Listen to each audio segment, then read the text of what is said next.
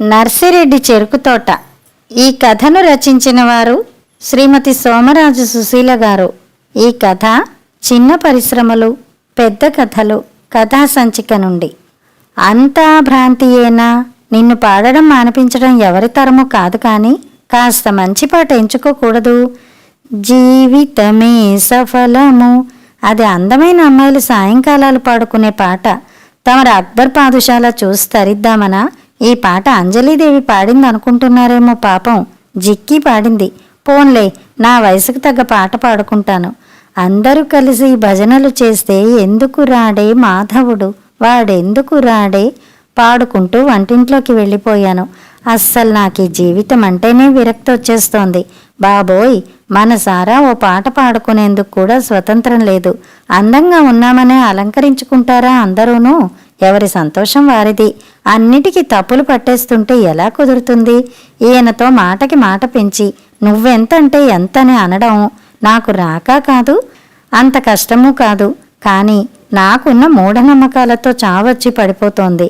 ఈ మహానుభావుడితో జగడం వేసుకున్న రోజున నాకు అస్సలు సొల్యూషన్ ఉండని, లేదా కనిపించని ప్రాబ్లం ఏదో వచ్చి పడిపోతుందని పెద్ద భయం.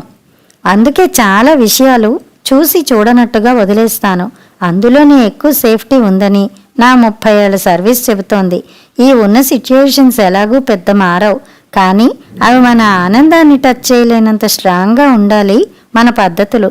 ఏ లైన్లో పోతే తక్కువ డ్యామేజ్ అవుతుందో అదే నా దారి. అయిన దానికి కాని దానికి పంతాలకి పోయి కాళ్ళు చేతులు విరక్కొట్టుకుని మూలగడం నా వల్ల కాదు బాబు. ఇంకా ఇప్పుడు చాలా నయం.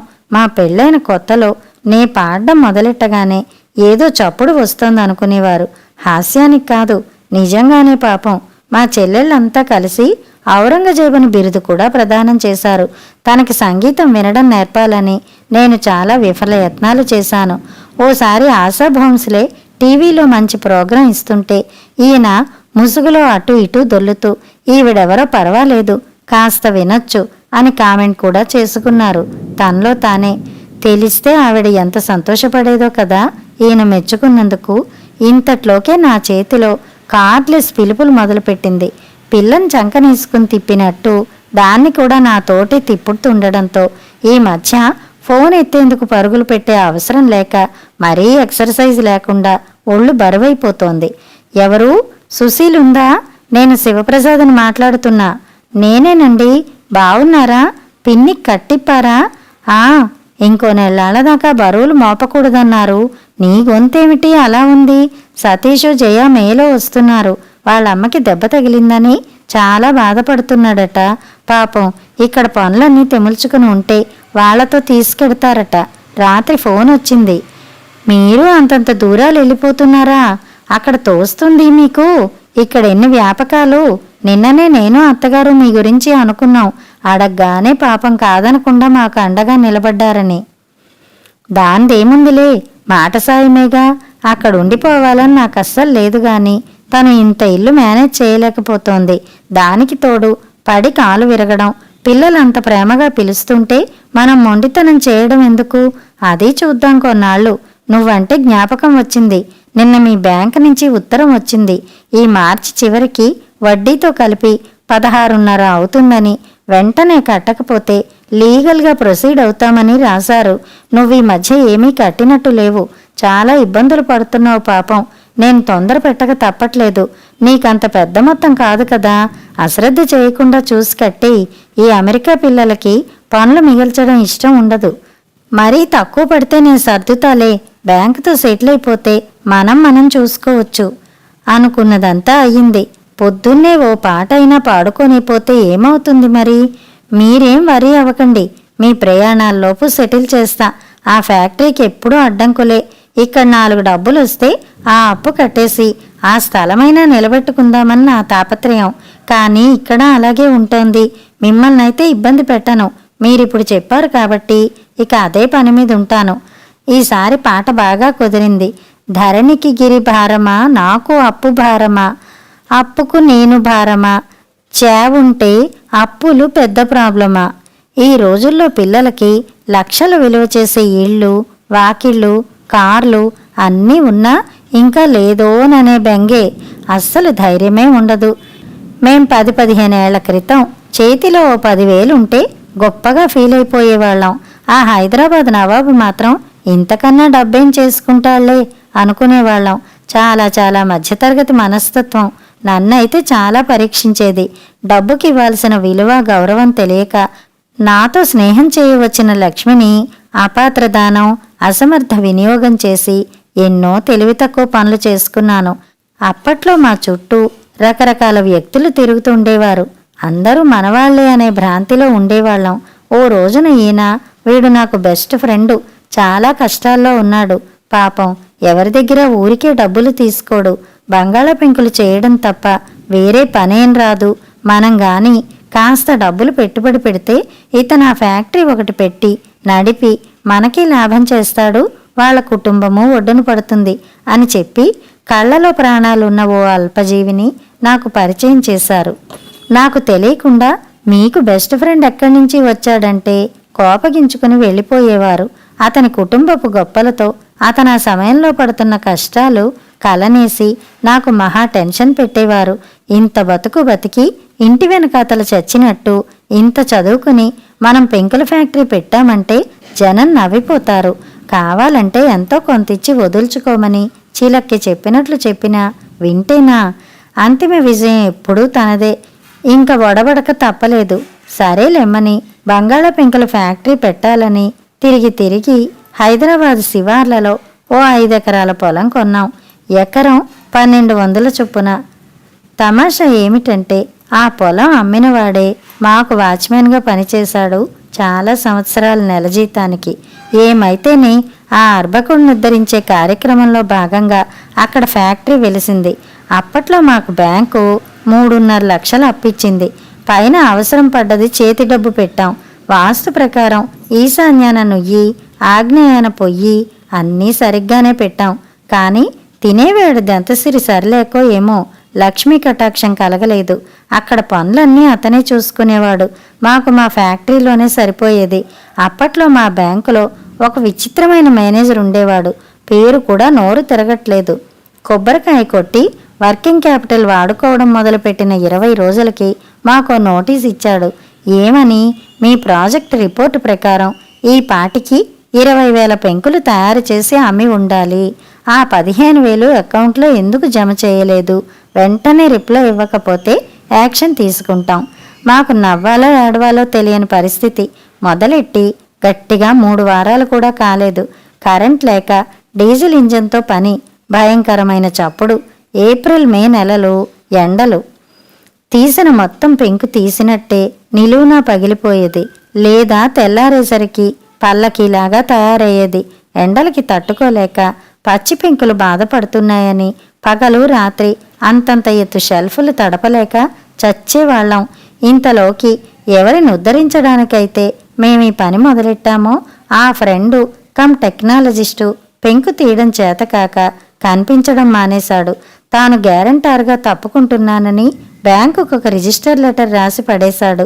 అతనికి ఉక్కపోసే కాకినాడలో అయితే పెంకు చేయడం వచ్చుట గాని ఉక్కపోయకుండా ఉత్తనే మార్చేసే హైదరాబాద్ ఎండల్లో పెంకు తీయడం చేత కాదట. ఈ విషయం వాళ్ళ పక్కింటి ఆవిడ చెప్పింది. ఆయన ఎప్పుడు పనికి వస్తాడో కనుక్కుందామని వెళ్ళినప్పుడు 3 రోజుల నాడు ఇల్లు ఖాళీ చేసేసి వెళ్ళిపోయారండి, వారికి ఏదో పెద్ద ఉద్యోగం వచ్చిందిటండి అని ఎక్స్ట్రా ఇన్ఫర్మేషన్ కూడా ఇచ్చింది ఆవిడ. ఇంకా ఒకళ్ళనొకళ్ళం ఆడిపూసుకోవడం కార్యక్రమాలు అయిపోయాక పనిలోకి దిగాం. తీరా చూస్తే వేలకు వేలు పోసి 100 కొద్దీ లారీలతో తోలించిన మట్టి పెంకు తీయడానికి పనికిరాదని తేలింది. ఇక మేమిద్దరం ఆడుతూ పాడుతూ ఆ చుట్టుపక్కల చెరువులన్నిటిలోనూ దిగి పూర్తిగా ఎండిన మట్టి తీసుకొచ్చి రాత్రులు కిరసనాయిల దీపాలు ఎట్టుకుని పెంకులు చేసేవాళ్ళం. మరప్పటికింకా ఘనత వహించిన సర్కారు వారు కరెంట్ ఇవ్వలేదుగా. ఎంతైనా సైంటిస్టులమని మాకు తగని గొప్ప కదా.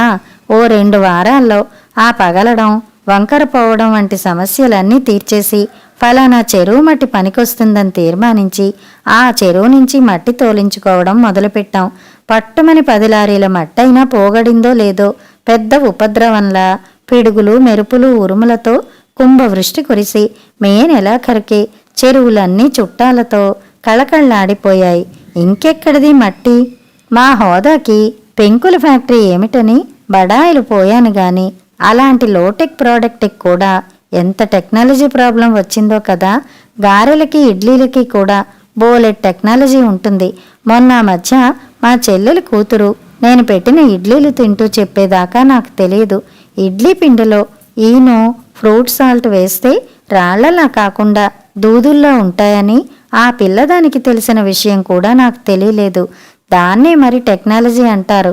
టెక్నాలజీ అంటే నిరంతరం మానవాభ్యుదయం కోసం ప్రవహించే ఒక విజ్ఞాన సజీవ శక్తి. అదేమన్నా పట్టుచీరా దాపుడు కను కొనుక్కుని మనసేసినప్పుడు కట్టుకోవడానికి. చచ్చి చెడి టెక్నాలజీ ప్రాబ్లం తీరిందనుకుంటే ఈ అకాల వర్షాలతో మాకు సంవత్సరానికి సరిపడా రా మెటీరియల్ ప్రాబ్లం వచ్చేసింది. అంతేగా మరి, పెంకులకి రా మెటీరియల్ మట్టేగా. అవసరానికి రమ్మంటే అది కూడా నీళ్లలో మునిగి కూర్చుంది. ఇలా మేం టెక్నాలజీతోటి రా మెటీరియల్ తోటి ప్రాబ్లంలతో మునిగి తేలుతుండగా సమయానికి బ్యాంక్ ప్రాబ్లం కూడా వచ్చేసి మాకు బోల్డంత ఫైటింగ్ స్పిరిట్ ఇచ్చేసింది. శత్రువు బలంగా ఉంటేనే కదా యుద్ధంలో మంచి ఉత్సాహం వచ్చేది. మా టెక్నాలజిస్టు కమ్ గ్యారంటారు పుంజాలు తెంపుకుని పారిపోయినందువల్ల కొత్త గ్యారంటారు వచ్చే వరకు మేం మా అకౌంట్ని ముట్టుకోకూడదని నోటీస్ ఇచ్చి పిడికిళ్ళు బిగించి తయారయ్యారు యుద్ధానికి. ఆ టైంలో మాకు దగ్గర వాళ్ళు అనుకున్న వాళ్ళెవరిని అడిగినా తప్పించుకు తిరగడంతో చివరికి మా దూరపు బంధువు వరుసకి బాబాయ్ అయిన శివప్రసాద్ గారిని అడిగాం. దాందేముందమ్మా అని ఆయన వెంటనే గ్యారంటారుగా నిలబడి సంతకం చేశారు. దానితో కొంత సమస్య తీరినట్లుగా అనిపించిందే గాని ఆ ఫ్యాక్టరీ మొదలెట్టిన వేళ విశేషం ఏమిటో. ఒకటి తీరితే ఒకటి ఎప్పుడూ సమస్యలే. కరెంటు లేక 2 ఏళ్ళు, బ్యాంకులతో 2 ఏళ్ళు, మట్టి లేక మొదటేడు, ఊక ధర ఆకాశాన్నంటి 2 ఏళ్ళు, పాములొచ్చాయని పనివాళ్లు భయపడి పారిపోయి 1 ఏడు, తీరా మళ్ళీ లాక్కొచ్చాక వాళ్లల్లో వాళ్ళు కొట్టుకు చచ్చి పోలీస్ కేసులై కొన్నాళ్ళు. ఇలా నానా బాధలతో నడిచినన్నాళ్ళు నడిచి నీరసపడిపోయింది. అసలే మిత్రద్రోహంతో బాధపడుతున్న మా ఆయన బ్యాంకుకెళ్ళి వాళ్ళని అనవలసిన 4 అనేసి ఇక చచ్చినా వాళ్ళ ముఖం చూడను, నువ్వేదైనా చేసుకో అని ఆ ఫ్యాక్టరీ అచ్చంగా నాకిచ్చేసి అస్త్రసన్యాసం చేసి ప్రోడక్టుల తపస్సులో పడ్డారు. నేను కూడా చేసినన్నాళ్ళు చేసి నాకు కూడా టైము కూలీ అయినా గిట్టుబాటు కావడం లేదని గ్రహించి ఆ విషయం అంగీకరించి ఓ మంచి రోజున పని వాళ్ళందరినీ ఇళ్లకి పంపేసి ఫ్యాక్టరీకి తాళాలేసి ఆ తాళాలు బ్యాంకుకిచ్చేసి ఓ ఉత్తరం కూడా పెట్టాను. మా యూనిట్ మొదట్నుంచి నాదారుగానే ఉంది. కావాలంటే మేనేజర్ గారి మొదటి ఉత్తరం, తదుపరి ఉత్తరాలు చూడండి. మేం కూడా చాలా డబ్బులు పెట్టుబడి పెట్టి బోలెడు కష్టపడ్డాం, అయినా దక్కలేదు. మీరు కానీ వడ్డీలో రాయితీ ఇస్తే అప్పు తీర్చేసుకుని నేను కూడా సన్యాసం పుచ్చుకుని హాయిగా మా ఆయనతో పాటు తపస్సు చేసుకుంటాను అని. 4 లక్షల అప్పు కాల ప్రవాహంలో 5 అయింది, 6 అయింది, వయసొచ్చి 16 అయింది. కానీ బ్యాంకు వాళ్ళు ఊ అనరు, ఆ అనరు. చెట్టంత ఆవిడ గ్యారంటీ ఉండగా హైదరాబాద్ శివార్లలో నేల ధరలు రెక్కలొచ్చి విహరిస్తుండగా ఏం రాయితీలు ఇవ్వక్కర్లేదు, వాళ్ళవన్నీ బుడిబుడి దీర్ఘాలు అవట అని చిన్నసార్ వాళ్ళు పెద్దసార్ వాళ్ళకి వ్యతిరేక రికమెండేషన్లు రాసేవారు. డబ్బు కడతాను మొర్రో అని తిరిగి తిరిగి ఆయాసం వచ్చి కూలబడేదాన్ని. ఈయనేమో నీకెప్పుడూ పోయిన వాటి మీదే ధ్యాస, రాబోయే మంచి ప్రోడక్టుల గురించి ఆలోచించావు, బ్యాంకు వాళ్ళ నా పొలం తీసుకోమను, అయినా మనకెందుకు ఆ పొలం అని వెళ్ళిపోయేవారు. గడిచిన 4 ఏళ్లుగా మా మిగతా బిజినెస్లు కూడా చాలా డల్గా అయిపోవడంతో ఇప్పుడున్న సమస్యలకి తోడు దాన్ని ఎందుకు రేపు పెట్టడం అని ఫ్రిడ్జ్లో పడేసి ఉంచాను. ఇప్పుడు ఈ పెద్ద ఆయన అమెరికా ప్రయాణం నా ప్రాణం మీదకొచ్చింది. సుబ్బి పెళ్ళి ఎంకి చావుకొచ్చినట్టు. ఇక్కడేదన్నా 4 రాళ్లు సంపాదిస్తే వాటిని బ్యాంకులో కట్టి ఆ స్థలం నిలబెట్టుకోవాలని నాకు మహా తాపత్రయంగా ఉండేది. కానీ నా కల ఎప్పుడూ జరగదు. మొదట్నుంచి చూస్తున్నాగా, నే ఆగినన్నాళ్ళు దేని విలువ పెరగదు. విసుగెత్తి అమ్మేయగానే లాగరిథమిక్ స్కేల్లో దాని విలువ పెరుగుతుంది. కొందరికి ఏదైనా కొంటే కలిసి వస్తుంది.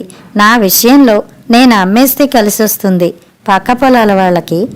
పోనీ ఇలాగైనా నా వల్ల మిగతా వాళ్ళు బాగుపడతారు కదా, ఇంక పెద్దాయన్ని ఇబ్బంది పెట్టడం మర్యాద కాదు అనుకుని ఆ ఫ్యాక్టరీ బేరానికి పెట్టి బ్యాంకు వాళ్ళని మళ్ళీ కదపాలని వెళ్ళా. నేను వెళ్ళేటప్పటికి మా ఆఫీసర్ గారు ఖాళీగానే ఉన్నారు. బ్యాంకింగ్ అవర్స్ అయిపోయాయి కాబట్టి జనాలంతా వేరే మిఠాయి దుకాణాల వేటకెళ్ళినట్టున్నారు. ఏ మాటకు ఆ మాట చెప్పుకోవాలి. బ్యాంకు ఉద్యోగులు మాత్రం ఎప్పుడూ ఏదో పని చేస్తూనే ఉంటారు. మిగతా ఆఫీసుల్లో లాగా కాలక్షేపం చేస్తూ కనిపించరు. అంటే ఆ వ్యవస్థ ప్రాథమిక సూత్రాల్లోనే ఉండుంటుంది.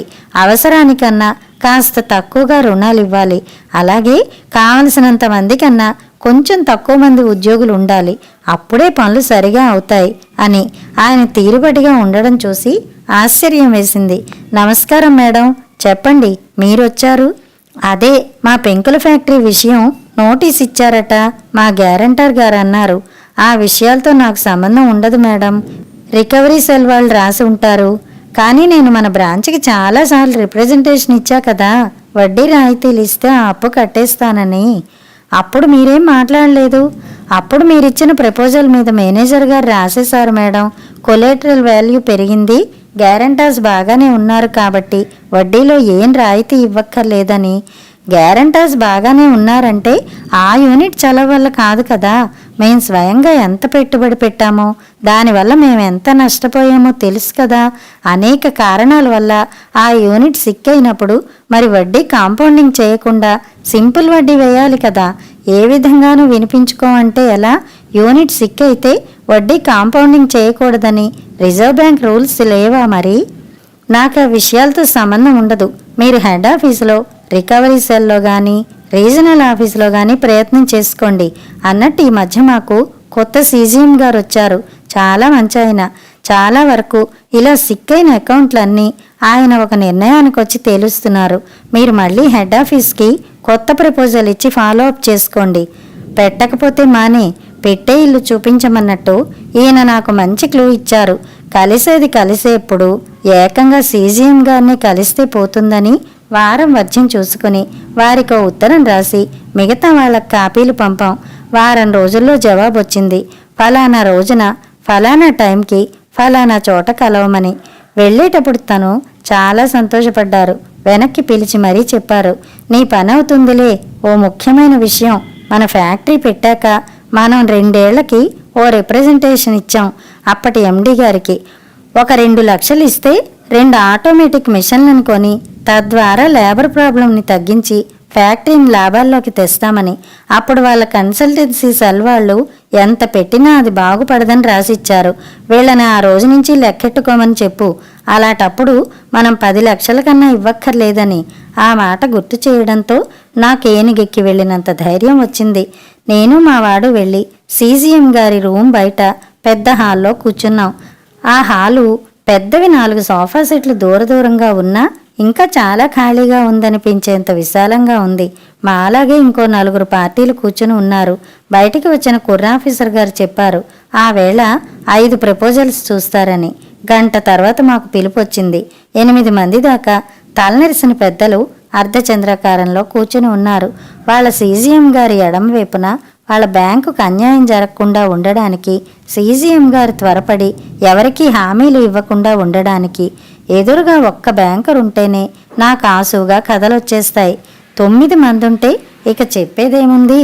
మా విషయాలన్నీ హరికథలా చెప్పి వడ్డీలో రాయితీ ఇస్తే 10 లక్షలు అవుతుంది కాబట్టి అందుకు అంగీకరిస్తే ఆ మొత్తం 3 నెలల్లో కడతానని చెప్పాను. సీజీఎం గారు అడిగారు, ఎలా కడదామనుకుంటున్నారు? మీరు మా ప్రపోజల్ అంగీకరించి సింపుల్ ఇంట్రెస్ట్ అప్లై చేస్తే ఆ పొలం అమ్మకానికి పెట్టి కడదామనుకుంటున్నాం. 1-2 పార్టీలు ఇంట్రెస్ట్ చూపించారు. అక్కడ మంచి ధరలు పెరిగాయని అందరికీ తెలుసు కదా. వడ్డీలో రాయితీ ఇస్తామని మీరెలా అనుకున్నారు? మీరన్నది నిజమే, ధరలు పెరిగాయి. కానీ మాకు కట్టే శక్తి ఉందా లేదా అని కాకుండా ఆ యూనిట్ చరిత్ర పరిశీలిస్తే రాయితీ కోరే హక్కు మాకుంది. మొదటి రోజు నుంచి రకరకాల సమస్యలతో అది ఎప్పుడూ సరిగ్గా నడవలేదు. మేం మీరిచ్చిన దానికన్నా చాలా ఎక్కువ పెట్టుబడి పెట్టాం. 5-6 ఏళ్లు కష్టపడి పనిచేశాం. అయినా అది అప్పు తీర్చగల స్థితికి ఎదగలేదు. మా వల్ల పొరపాటేముంది? అక్కడ ధరలు ఇంకా పెరుగుతాయని తెలిసి కూడా మేము అమ్మి అప్పు తీర్చాలనుకుంటున్న విషయం మీరు గ్రహించండి సార్. ఏమిటి కారణం? మా గ్యారంటర్ గారు చాలా పెద్ద ఆయన. దేశం వదిలి వెళ్ళి పిల్లల దగ్గర స్థిరపడాలనుకుంటున్నారు. ఆయన్ని ఇబ్బంది పెట్టడం మాకు ఇష్టం లేదు. అదీ కాక ఆ చుట్టుపక్కల కొందరు రాళ్లు జరిపి స్థలాన్ని ఆక్రమించి ప్లాట్లు చేసి అమ్మేస్తున్నారు. ఇప్పటికే వాళ్ళు 30 ఎకరం మా దాంట్లోకి జరిపేశారు. వాళ్లతో పోట్లాడే ధైర్యం మాకు లేదు. మిగిలింది కూడా వాళ్ళు ఆక్రమించుకుంటే మేము అన్యాయం అయిపోతాం. మిషనరీ బిల్డింగ్కి ఓ 1,00,000 కన్నా వాల్యూ రాదు. సీజీఎం గారు వాళ్ళ సలహాదారుల కేసు చూశారు. మేం వాళ్ళ కేసే చూస్తున్నాం. టక్కున మా ఆఫీసర్ గారు అన్నారు, అక్కడ చాలా ధర ఉంది సార్, మార్కెట్ రీవాల్యుయేషన్ చేయిద్దాం. సరే, ప్రపోజల్ పెట్టి పంపండి. అక్కడితో మా విషయం పక్కన పెట్టి ఇంకో పార్టీని పిలిచారు. సైంధవుడిలా మాకు అడ్డం పడిన ఆ పెద్ద మనిషి మాకు తెలిసినవాడే, దూర బంధువు అవుతాడు కూడాను. సహాయం చేయకపోతే మానే చెడగొట్టవలసిన అవసరం ఏముందో మరి. మాకు ఆయనతో ముఖపరిచయం తప్ప పెద్ద స్నేహమూ లేదు, విరోధమూ లేదు. అడపా తడప పెళ్లిళ్లలో కలవడమే. ఏదో కొత్త సీజీఎం గారు కోర్టుకి వెళ్లకుండా చావుబాకీల వసూళ్ల డ్రైవ్లో ఉన్నారు కదా, పని అవుతుందేమోనని ఆశపడ్డాను. మేమిస్తానన్నది కూడా తక్కువేమీ కాదుగా. ఆ నెల్లాళ్లలో ఎన్నిసార్లు తిరిగానో ఆఫీసర్ గారి ఆఫీస్ చుట్టూ. చివరికి ఓ రోజు బలవంతాన కూర్చోపెట్టి మాట్లాడించాను.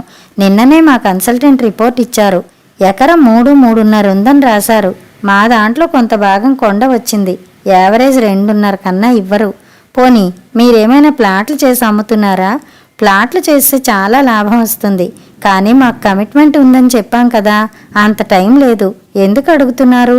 ఏం లేదు, మా వాళ్ళెవరో అక్కడ రోడ్డు వైపుకి బావి పక్కగా ఓ 1000 గజాలు తీసుకుని ఫామ్ హౌస్ కట్టుకుందాం అనుకుంటున్నారు. మిమ్మల్ని అడిగి చెప్తా అన్నాను. మీరు అడిగిన ధర ఇస్తారు. బావి వైపుది వేరే వాళ్ళకిస్తే అసలు బేరం రాదు సార్. మొత్తం ఇస్తామంటేనే ఒక పెద్ద ఫ్యాక్టరీ వాళ్ళు తీసుకుంటామంటున్నారు. మీరు మా ప్రపోజల్కి అంగీకరిస్తే వాళ్ళకి కమిట్ అవుదాను మా ఉద్దేశం. సర్లేండి, త్వరలో మా హెడ్ ఆఫీస్ నిర్ణయం తెలియచేస్తారు. వారం తిరగకుండానే లెటర్ వచ్చింది. అన్నీ విచారించాక రుణాన్ని 12 లక్షలకి తగ్గించేందుకు వాళ్ళ బోర్డు అంగీకరించిందని, 3 నెలలలోపు మొత్తం జమ చేయమనీను. కొనుక్కునే పార్టీ వాళ్ళు బ్యాంకుకి డీడీ కట్టి కాగితాలు తెచ్చుకుని రిజిస్ట్రేషన్కి అరేంజ్ చేస్తే పెళ్లికెళ్ళినట్లుగా వెళ్ళి సంతకాలు చేసి రుణం తీర్చుకున్నాం. ఆ సాయంత్రం మాకు హామీగా నిలబడ్డ శివప్రసాద్ గారికి, అంత తక్కువ మొత్తానికి ఒప్పుకున్న ఆఫీసర్ గారికి, సలహా ఇచ్చిన ఫీల్డ్ ఆఫీసర్ గారికి, నిర్ణయం తీసుకున్న సీజీఎం గారికి అందరికీ పేరు పేరున థ్యాంక్స్ చెప్పి వందన సమర్పణ చేశాను. ఒక పని అయిపోయింది బాబు అని పరవాన్నం వండుకు తినేశాం. చివరికి పాట గుర్తొచ్చింది. మా ఊరి నర్సిరెడ్డి చెరుకు తోట. దానికే సరిపోయే దమ్మిడైనా మిగల్లేదు. కథ సమాప్తం.